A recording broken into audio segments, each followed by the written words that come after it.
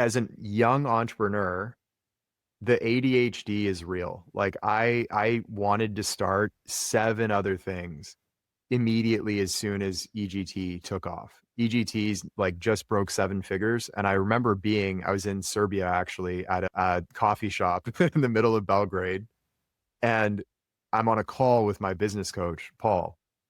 And I was like, dude, EGT is doing so well. Like I can step back from it now. I'm gonna like launch this app. I think I wanted to create, fuck, what was it? I wanted to create an app that synced up binaural beats with audiobooks for like deeper learning or absorption or some bullshit. I don't know.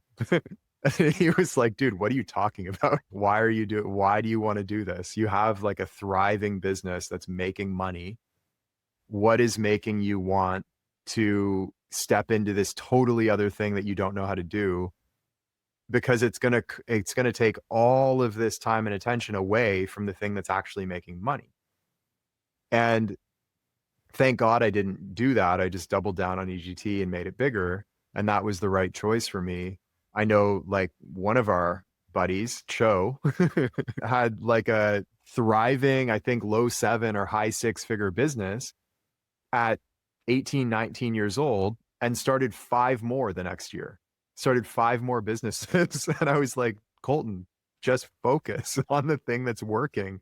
And next thing you know, a year later, he was like, oh, my business has kind of gone down a little bit. I don't know. I'm like, how many businesses are you running? 5? Well, you should probably just run one.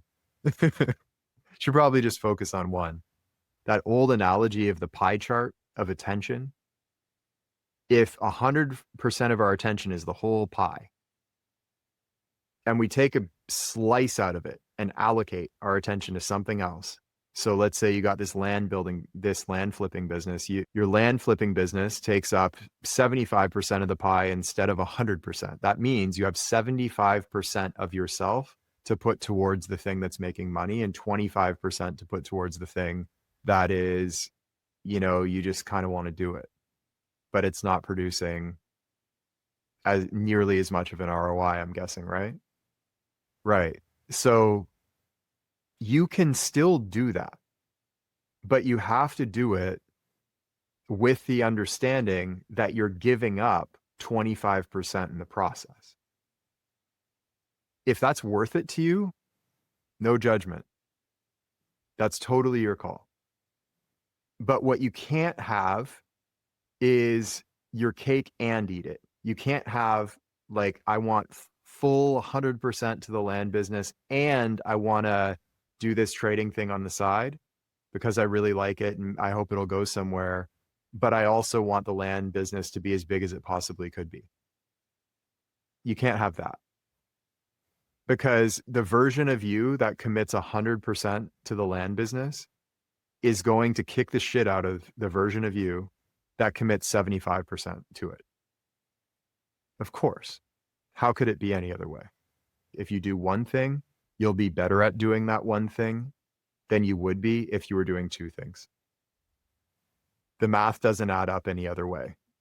It's just the way it is.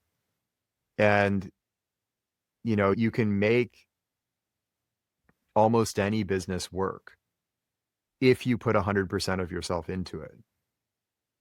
But it's really easy to make nothing work if you're dabbling in a whole bunch of shit. It really needs to be like, whole ass the one thing instead of half-assing a bunch of stuff or quarter-assing a bunch of stuff. Again, the math doesn't add up any other way. Prioritize the thing that's making money because beyond anything else, your goal at this point is to get beyond the game of making money because making money is a total waste of fucking time. Needing to work to make money, total waste of time. So we want to get beyond that as quickly as possible. If your land business is viable and it's working, you've got a vehicle to getting there.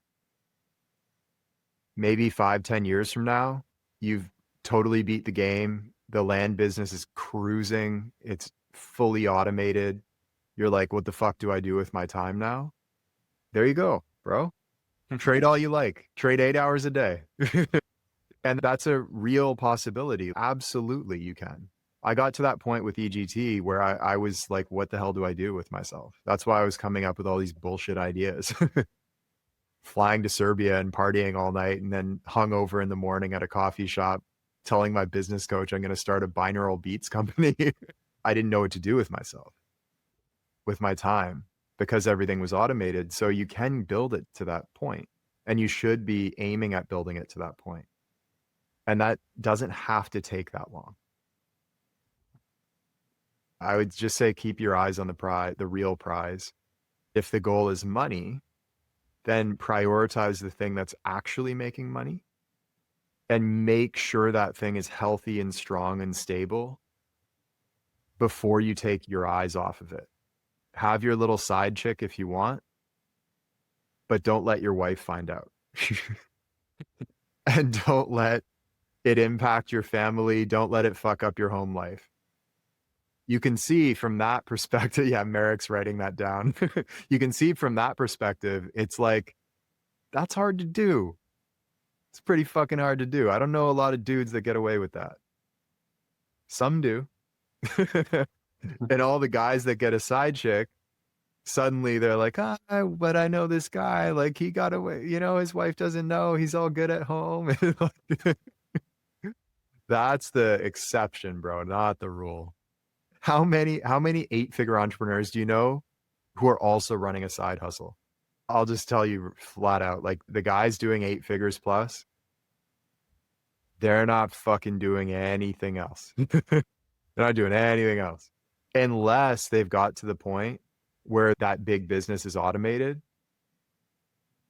They've separated from it and they have time.